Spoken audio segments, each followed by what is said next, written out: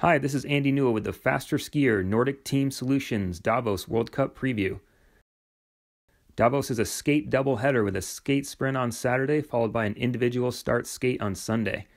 Looking at the sprint course, Davos is at moderate altitude here, but we have reports of fresh snow, so I think conditions will be fast and fair, but athletes, again, coming from sea level will be a little bit careful with racing at this kind of moderate altitude in Davos at about 5,000 feet. The Davos sprint course is a 2-lap sprint, same course for men and women. Very gradual uphill out of the start. Then we have the one climb on course, which is kind of a medium-sized climb, enough to use V1. And then again, you come back through the stadium, hit the climb again, and you kind of have a fast, draftable downhill into a hard 180 right-hander into the finishing lanes.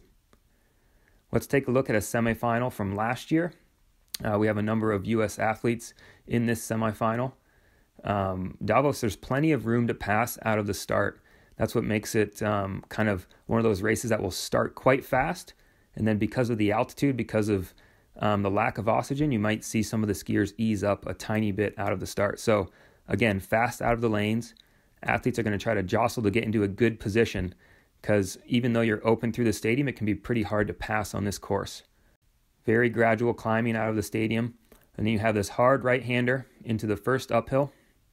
This uphill is steep enough that both men and women will use V1 technique.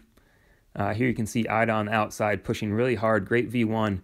Really important to push really hard up and over this hill because it's one of the few ways you can carry more momentum into the stadium and through this downhill. You can draft on this downhill. I think here you'll see Jessie pull a really nice draft. She pulls on into the inside. This corner can be a problem area. There's always ice that opens up on this corner. Through the lapping zone, this is where both men and women are going to really jostle for position. It's one of the most important parts of the course right here as you lap through because this is one of your few opportunities to pass. Jessie does a good job of staying inside, picks a good line, and now she's right in behind Ida. In skate sprinting, we're always paying attention to how much room we're taking up, and Jessie does a really good job here. You can see she's behind Ida, but she's going to drift off to the right and totally shut down that door. She's doing that on purpose to block that lane.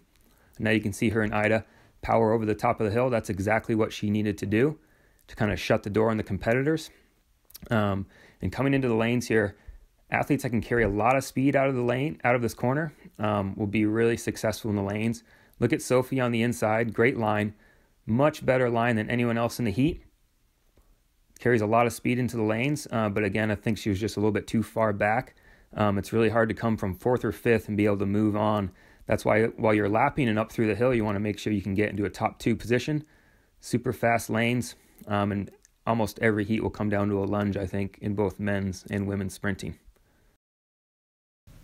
Looking ahead to the individual start on Sunday, interesting schedule this year because this is the second weekend in a row that we'll see an individual start skate race.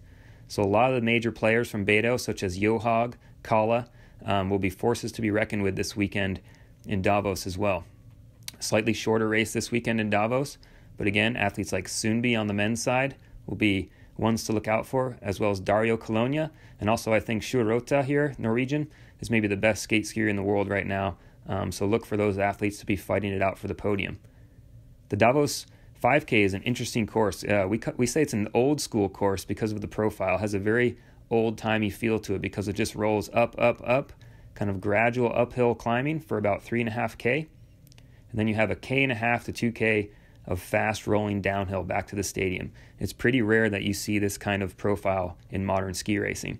So it makes pacing a little bit different in Davos. Let's take a look at Tonseth here out of the start. With an individual start race, you're going to see athletes really trying to ski their own pace. I think athletes that can ski fast but very controlled within the first 5 or 10K of the race will be successful. Here's a shot at Crow, really nice relaxed V1. This is about halfway up the climbing section. You can see he's already been climbing for over 5 minutes at 2.2K and will continue to climb for another kilometer up from here. Lots of gear changes here in their technique. Athletes that can switch from V1 to V2 and just read the terrain will be really successful. Just like last weekend, look for some trains to link up with the 30-second intervals. If you can catch a ride, especially with this downhill section, and really push the final kilometers of the race. Here's Hellner. You can make up 30 to 15 seconds in the last 5K of this race, no problem. So look for a lot of movement in the last kilometers of the race. I'm Andy Newell, and this is your FasterSkier Nordic Team Solutions Davos World Cup preview. See you on the trails.